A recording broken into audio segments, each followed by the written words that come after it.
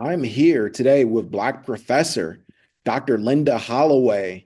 She's a children's book author, story activist, and you have some incredible accomplishments. I was looking at your biography and I was just really impressed. And one of the things I noted was that you're from a very historical place that's near and dear to my heart in the Delta of Mississippi, Mound Bayou, Mississippi. Mound Bayou has such a important place historically for Black people in this country.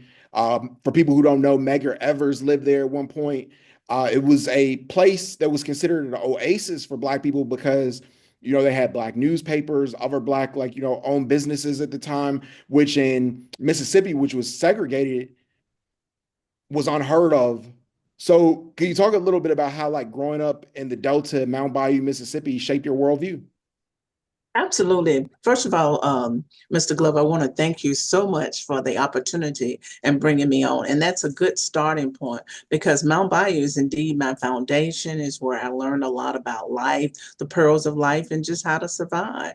But growing up in Mount Bayou, it was definitely a very cohesive community where people work together. So growing up in the 60s, I really did not experience directly racism. And I say directly because obviously externally there were some things going on outside of Mount Bayou, but it was a safe haven because I had the opportunity to have Black doctors in terms of dentists and things of that nature. Black teachers who taught us about what it means to be Black in America in terms of our own self esteem, in terms of accepting who we were and learning about our Black history, but more importantly, about the history of Mount Bayou. It's very rarely, if any, if you will meet someone from the great city of Mount Bayou who will not speak very proudly of Mount Bayou, which was founded by two former enslaved individuals, Isaac Montgomery and Benjamin T. Green. And it was built on the premises, as you have mentioned earlier, in terms of where Black people could go and they can own land,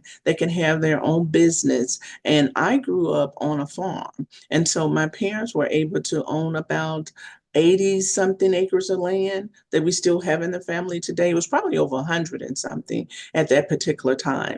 And so it was very significant, people working together, really understanding the meaning of community. Because when you grow your own food, you're able to share that with other people. People just coming to support you, being around Black ministers, and even also having a hotel. So it's on Highway 61. So a lot of people, when they were traveling, if you heard of the Green Book, they were not able to live in other places. So they would often stop in Mount Bayou, Mississippi. Also was known for Tiborian Hospital because it was developed and it didn't have a curfew. In other places, Black people could not be out at certain times and things of that nature. There was no curfew in Mount Bayou. And so, with that being said, and having the hospital, a lot of people around the area were born in Mount Bayou, Mississippi. So, thank you for just bringing that up and talking about that. Also, went the story of Emmett Till. If you look at the movie, the mother was actually placed in Mount Bayou and brought back and forth from the court. And so it's just a lot of rich history in terms of we had our own banking system and things of that nature. Of course, now things have changed and it's not as progressive, but a lot of wonderful, amazing people have come out of Mount Bayou. They really understood resiliency and what it means to never give up and to believe in themselves. Absolutely. And I feel that education, particularly in your generation, was so important. And to see all that you've accomplished educational wise is quite impressive. And you started off going to undergraduate school at Alcorn State University, which is a HBCU. What was the reason you decided to go to Alcorn State? I decided to go to Alcorn State University. It's a very isolated school, has a very rich history, and I wanted to be in a situation. I didn't want a lot of distraction. A lot of people during that time was going to Jackson State or they were going to Valley State. So when you're young, you're like, okay, I want to get away from home. So Valley State was actually very close to home in the Delta, and so Alcorn would put me further away that I could grow. But I really liked the environment because I knew going there that I would not have a lot of distractions. And so therefore I could focus on my work and keep my scholarship and things of that nature. And I also like the fact that it was such a family there. And I'm glad to hear you say Alcorn, because most people they say Alcorn. So as an Alcornite, we had a really strong sense of community. So having come from a small town and going there, I knew that I would be very well taken care of in terms of my goals and objectives and actually completing school. Because as you may know, a lot of times African Americans, we would enter into school, but our retention rate is low, Right. meaning that they recruit us, but not necessarily that we're able to complete school. And so having other people who had left Mount Bayou, who had gone there, and I had seen the success rate of them actually finishing school and not being distracted by being in the city with the city lights and things like that, I thought it was indeed most appropriate for me at that time. Most definitely. And I feel HBCUs are just so important for our community. And, the majority of our Black leaders, like, lawyers and doctors, like, went to HBCUs. And not to gloss over, but you also retired from the U.S. Army Reserve as a colonel. And I wanted to know, like, what was the reason you decided to join the military? Okay, once again, let me take you back to Alcorn State University. When I was in school, you had to either take PE or ROTC. And Okay. this is really a true story. So at the time, I was taking swimming, but because it was further away from the university and ROTC was at the chapel, was on campus. So back in the day at HBCUs, if you were late for class, you got locked out of the classroom. And what they were teaching you was about being on time. Some people may be familiar with what they call CP time, color people time you show up or whatever, but they were teaching us and instilling us those basics skills that would help us in life, be on time, be present, dress, things of that nature. And so I wanted to be in class on time. So the first time the instructor locked me out, I said, I got to do something different. So that means I need to have somewhere where I can get to class on time. So I actually joined ROTC as a freshman, not knowing that I would continue. And so, being from a family that I didn't want to impose a lot of economical stress, and we didn't, and at the time I thought we didn't have a whole lot. And they said, "Hey, we'll give you $100 a month." So I thought, wow, this will be great. I can get this $100 a month while I'm in school. And so it just blossomed from there. And I continued to be in there and continue to just strive and things of that nature. And one of the things I would say that was very fundamental, not only in my family, but in the school and in the community of Mount Bayou, was that you never give up. Once you start something, you must complete it.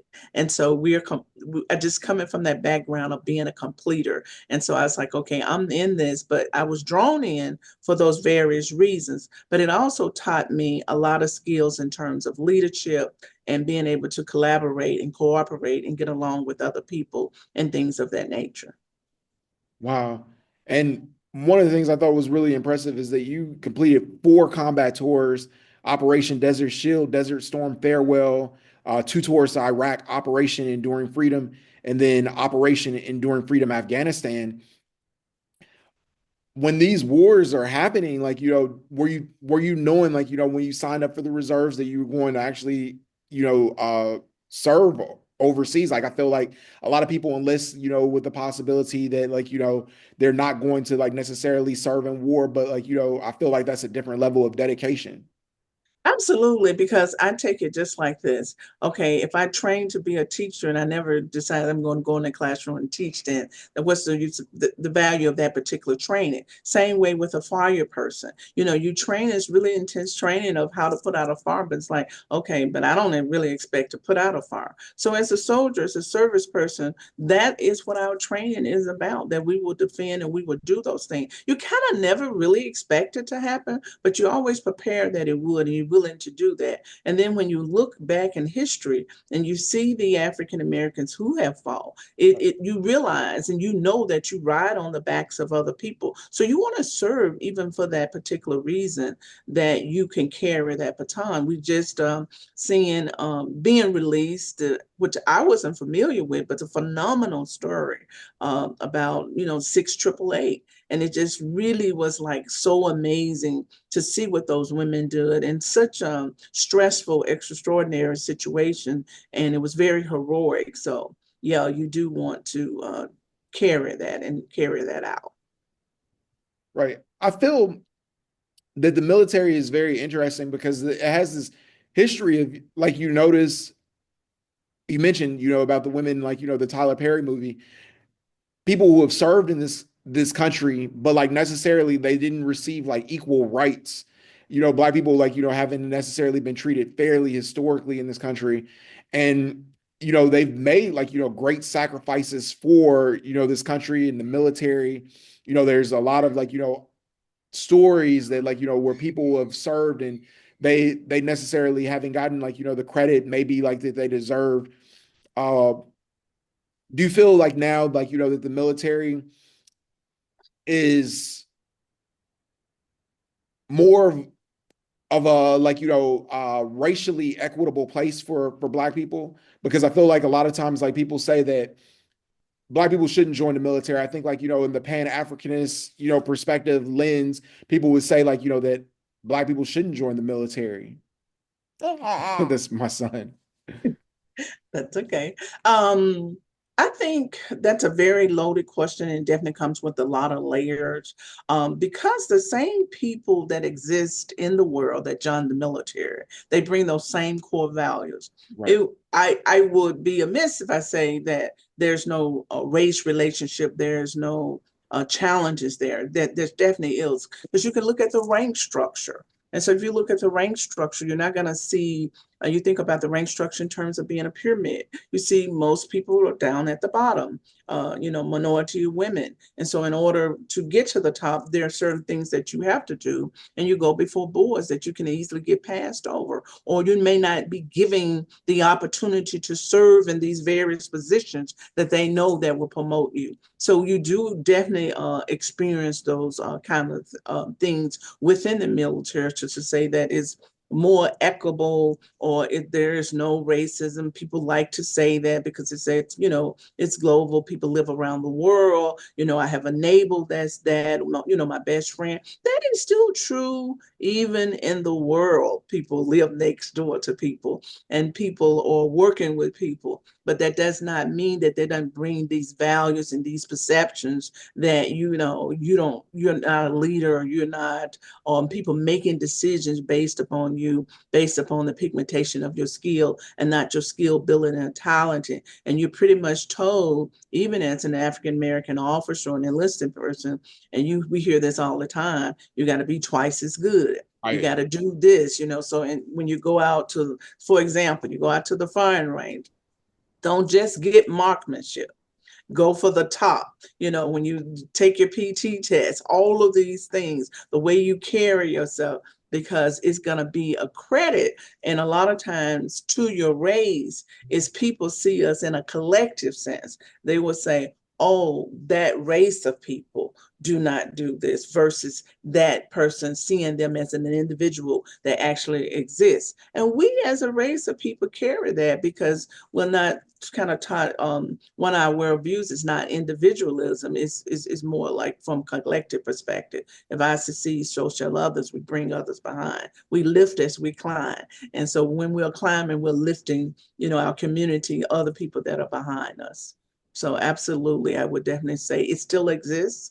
But there have been some strides. It's not what it used to be, but I definitely, when I'm talking to younger people who are entering that arena, to make sure that they know that they have to have that stuff together. Isn't Definitely. And, being a woman, because I was in the military as well. Like, I only served 3 years active duty, but mm-hmm. I noticed, like, that there wasn't, like, necessarily, like, some inclusion, like, sometimes for women, like, that they were treated not fairly sometimes. I would see things that, like, wasn't, like, right. And I wanted to know, like, did you ever experience that? And, like, how did you handle those situations? How did that toughen your skin? Life in itself has always kind of prepared me for that. And so you kind of live, believe it or not, with this level of visibility that is going to happen. I'm woman and I'm Black. And so you kind of walk in the world with that, especially coming out of a town like Mount Bayou. So it's always there with you. And so absolutely, I have experienced it. Maybe in terms of wanting to get a command, or I was passed over several times from lieutenant colonel to colonel. And I could have had all the things checked on that block. And I said, okay, I need to have more of this. And you mentioned, like 4 comeback tours. Somebody made a guy and didn't have a comeback tour, but they met all the others. So it's definitely something that is there, and that you have, and how you deal with it. Like I say, if you're socialized in a world that introduces you to that, say, for example, when you're stopped by the police, maybe a Black family will sit their child down and say, these are the things that you need to do. You might ask one of your colleagues, did you have this experience? They say, oh no, we've never was taught that. Make sure you keep your hands on the wheel, call me, do all of these things. So you're kind of introduced into that world. So it becomes a part of who you are as an individual. So going in the military and putting on the uniform is no different. You said, okay, I know that these things can happen to me. I know that these things, the rude can be. So you just kind of go along in the world and deal with it. And one of the things, though, I will say that for me, as I've grown in life and gotten a little bit more seasoned, I would just push through things and just say, okay, that's just the way it is. But now it's more like I sit with it. I deal with my mental health around it. I'm okay if it makes me sad, if it makes me cry, instead of just talking about it. But also moving from what can I do knowing that there will be other people who might experience this? How can I change this policy wise? And what that will look like, in reference to that, whether it's the way our bodies are shaped in terms of the uniform, in terms of weight control, in terms of how we would wear our hair, and whether it's on our shoulders, or at one point, I had my hair cut short, and then someone said, oh, if you were in now and you were wearing your hair like that, that's an issue now, because they're now saying women can't wear their hair like that. I'm like, really? Because it looks more masculine or something like that. But I'm like, it's not on your shoulder. You're able to wear it. Of course, it wasn't like shave on the side or any other things that would be some people might consider to be a distraction. So I had gotten out of the military when that became a discussion. But that's one of the things that I would say that is very helpful. Yeah, I made it through, but then how can I make a difference policy wise, or bringing this to someone else's attention and saying this can be a real challenge? Because when you designed this, or when you came up with this rule about maybe even wearing certain makeup or clear, you didn't take under consideration people of color, because this may not be how we look or what we wear. Oh my God. You mentioned hair, and I think that's a really great segue to the work you're currently doing. And I noticed in the military. Access.